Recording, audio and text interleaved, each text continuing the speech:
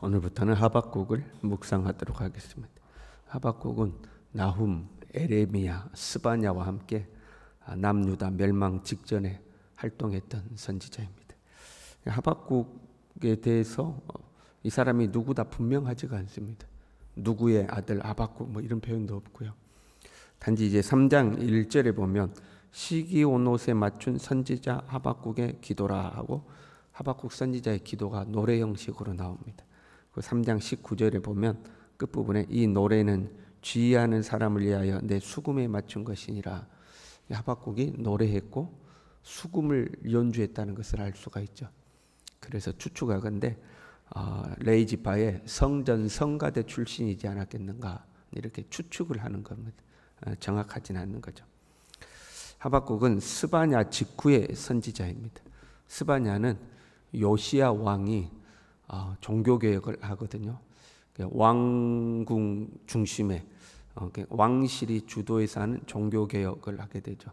그때 이 요시야 왕이 종교개혁을 할 수 있도록 격려하는 하나님의 애언의 메시지를 전달했던 선지자가 이 스바냐입니다. 그 요시야가 종교개혁을 하게 된 배경을 이해할 필요가 있어요. 당대는 아수르의 속국 상태였습니다. 므낫세, 아몬, 요시야 이렇게 되거든요. 므낫세 왕이 요시야의 할아버지인 거죠. 므낫세가 아주 악한 왕으로 성경에 기록되어 있습니다. 50년이 넘는 장기 집권을 했는데 전 국토를 우상화시켰던 아주 이제 못된 왕이 므낫세입니다. 므낫세가 아수르의 속국 상태였는데 아수르에게 조공을 바치면서 이제 그의 왕권을 유지한 거죠. 바알을 숭배하고 일월 성신을 우상화해서 전 국토에 우상을 세우고 정치적으로나 종교적으로나 아주 암흑기에 접어들었던 것이 이제 므낫세의 시대입니다. 그리고 이제 므낫세가 죽고 아몬이 왕이 됐다가 아몬이 잠깐 왕을 하고 요시야가 왕이 되는데 왕위에 오르던 나이가 8살이었습니다. 8살 때 왕이 되고요. 16살에 여호와를 찾았다 하고 성경에 기록되어 있고 20살에 종교개혁을 이제 시작합니다. 그러다가 26살에 성전을 보수하던 중에 율법책을 발견하게 되죠. 그리고 그 율법책의 내용을 보다가 우리가 이렇게 어려움을 겪는 것은 하나님의 법을 떠났었기 때문이다 깨닫고 아주 대대적인 종교개혁을 이제 단행하게 됩니다. 그러니까 이 아수르의 속국 상태에 있었지만 대대적인 종교개혁을 일으켜요. 근데 아수르가 그 종교개혁을 간섭을 못합니다. 왜냐하면 그 아수르의 주변 국가들이 반란을 일으키고 독립운동을 일으켰거든요. 그러니까 이스라엘 안에 있는 종교개혁에 대해서 간섭할 그런 여유가 없었습니다. 그러니까 하나님의 역사는요, 다 때가 있는 것 같아요. 요시야의 혼자만의 힘으로 종교개혁을 못하는 거죠. 하나님께서 그 아수르가 이스라엘을 건드리지 못하는 상황을 만들어 놓으시고 종교개혁을 단행하는 거거든요. 대표적으로 아수르를 배반했던 나라가 애굽입니다. 애굽이 가장 먼저 아수르에게 반기를 듭니다. 그러면 그 아수르가 이스라엘을 지나서 애굽까지 내려와야 되는데 그 건너편에 바벨론과 메대가 급부상을 하면서 그 아수르가 그들을 견제하느라고 밑으로 내려오지를 못하는 그런 상황이었습니다. 신흥제국 바벨론이 급부상하고 성장해 가면서 격변이 일어나게 되는데요. 이 바벨론이 점점 커져가지고 BC 612년에 아수르의 수도인 니느웨를 결국 함락을 시킵니다. 니느웨가 함락된 것은 이제 대단한 사건인 거죠. 그래서 니느웨의 수도가 무너지니까 니느웨의 패잔병들이 흩어져서 도망간 거거든요. 재밌는 것은 아수르의 속국으로 있다가 아수르에게 독립했던 애굽이 아수르가 망해가는 걸 보고 기뻐하는 것이 아니라 다시 아수르와 손을 잡습니다. 왜냐하면 지금 아수르가 문제가 아니라 바벨론에게 이제 또 당하게 생겼거든요. 이제 바벨론을 견제하기 위해서 어제의 적이었던 아수르와 손을 잡고 이제 동맹 관계를 맺게 되는 거죠. 그래서 애굽이 아수르와 손을 잡고 바벨론과 싸우기 위해서 갈그미스라는 전투가 있거든요. 그 갈그미스로 올라가는데 이 요시야 왕이 갈그미스로 올라가는 애굽 왕 바로 느고의 진군을 막아섭니다. 왜냐하면 아수르를 싫어했거든요. 그 4년을 막았었다고 그래요. 역사적 기록에 가면. 애굽 왕이 갈그미스로 못 올라가는 거죠. 그러다가 므깃도에서 요시야가 전사하게 됩니다. 백성들은 이 요시야 왕이 죽으니까 맏아들 엘리야김이 있었는데, 원래는 대부분 장남이 왕을 하잖아요.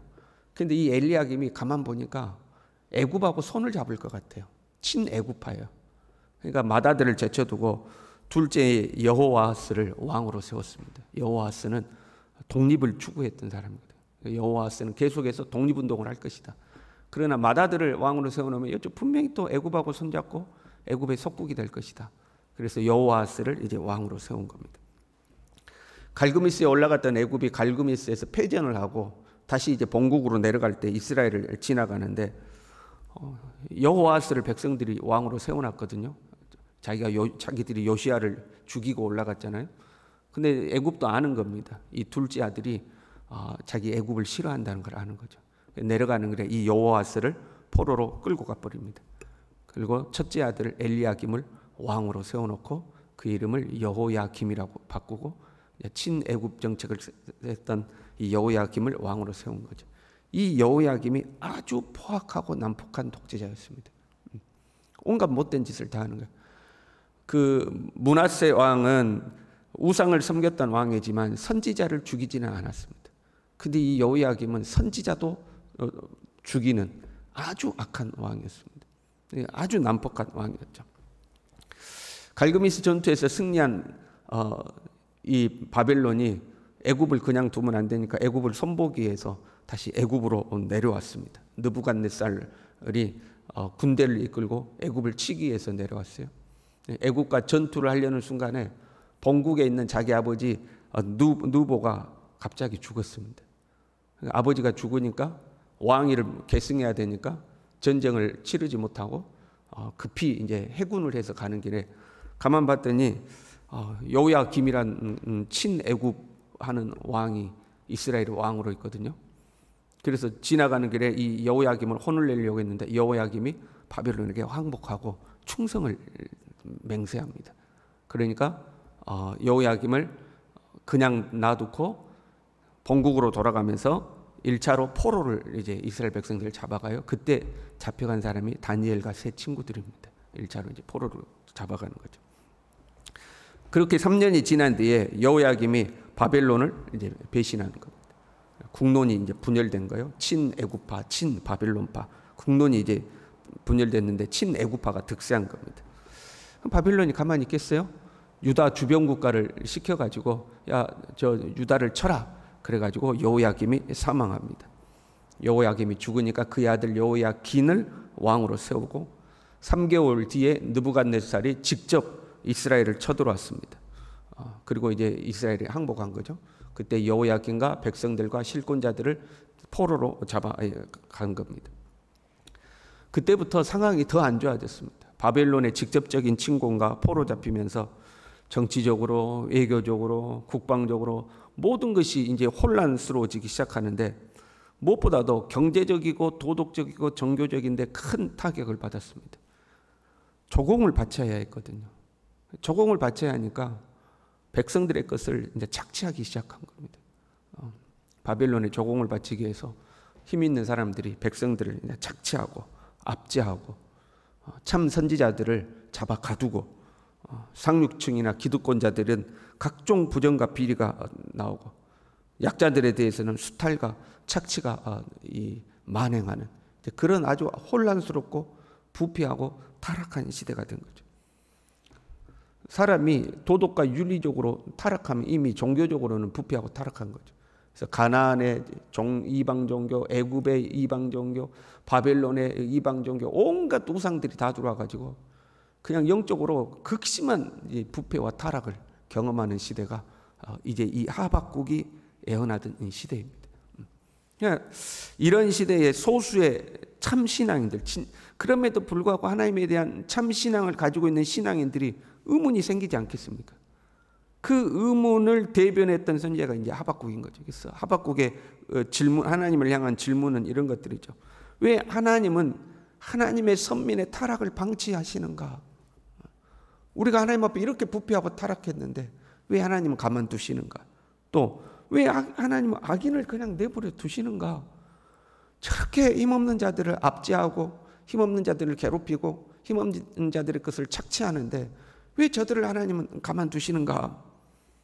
그리고 그럼에도 불구하고 우리 하나님의 선민이 이렇게 부패하고 타락했다고 이방인들에 의해서 우리가 멸망당하는 것이 옳은가?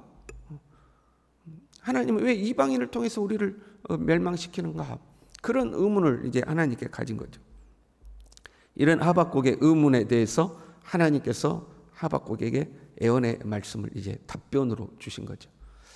이 하박국의 결론을 말하자면 하나님의 절대 공의와 하나님의 절대 구원이라는 겁니다.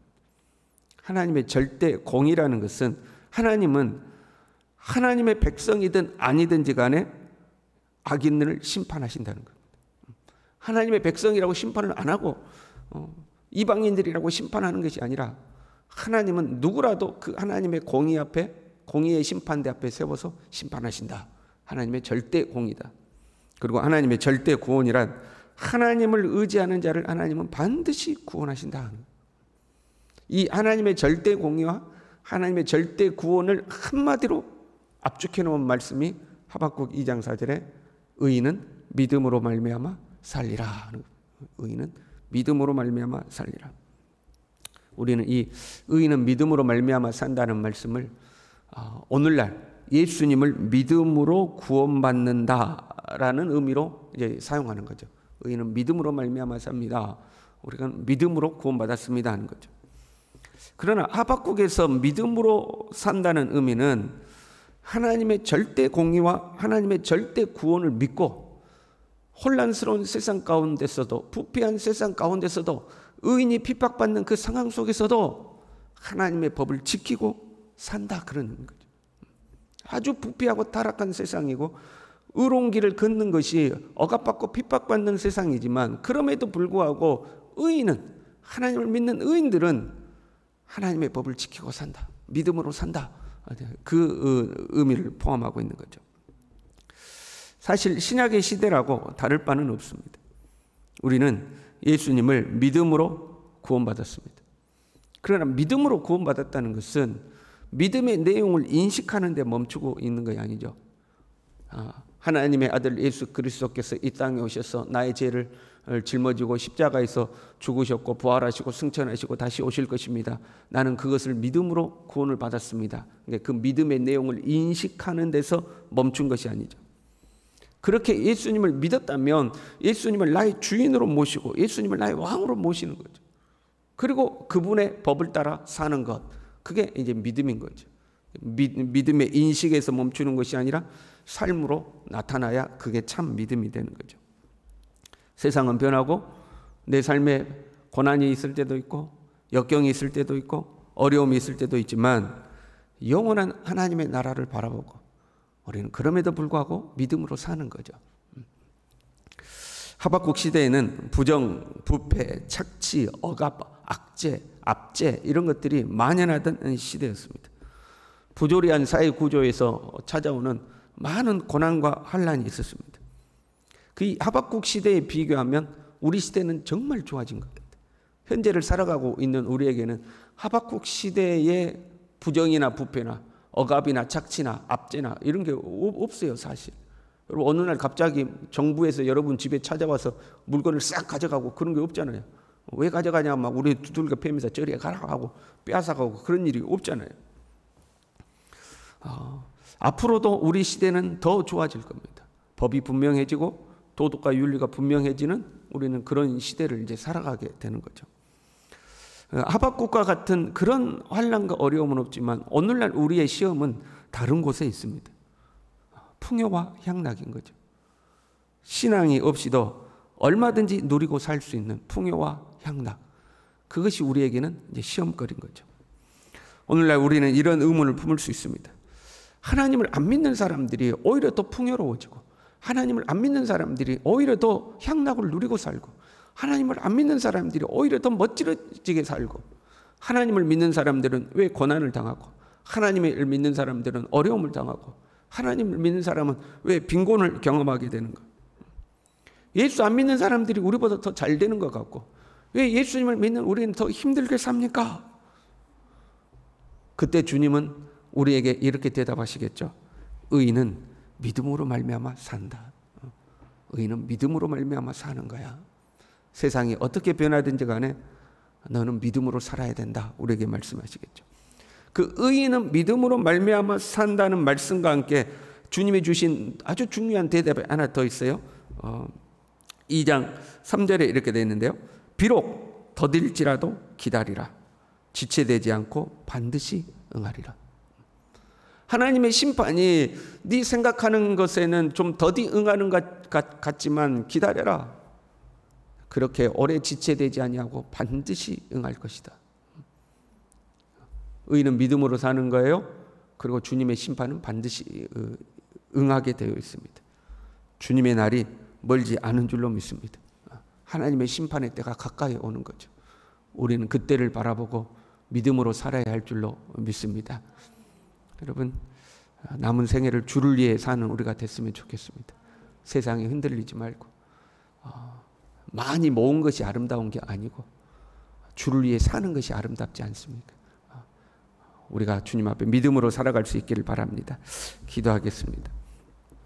하나님 아버지, 주님을 믿는 것이 때로 우리의 생각과 다를 때가 있고 우리는 예수님을 정말 내 주인으로 모시고 믿음으로 살아간다고 하지만 내가 생각했던 것과는 다르게 우리의 인생이 펼쳐지고 하나님에 대한 때로는 의문이 생길 때도 있고 하나님을 믿지 않는 사람들이 잘 되는 것을 보고 하나님 마음에 속상함이 생길 때도 있지만 의인은 믿음으로 말미암아 산다는 이 주님의 말씀을 마음에 새기게 하시고 지체되지 아니하고 반드시 응한다는 이 말씀을 새기게 도와주시고 세상이 어떤 모양으로 변하고 세상이 어떤 모양으로 우리를 유혹한다 할지라도 흔들리지 아니하고 굳건한 믿음 위에 서서 한 걸음 한 걸음 살아갈 수 있도록 우리 모두를 붙들어 주시옵소서.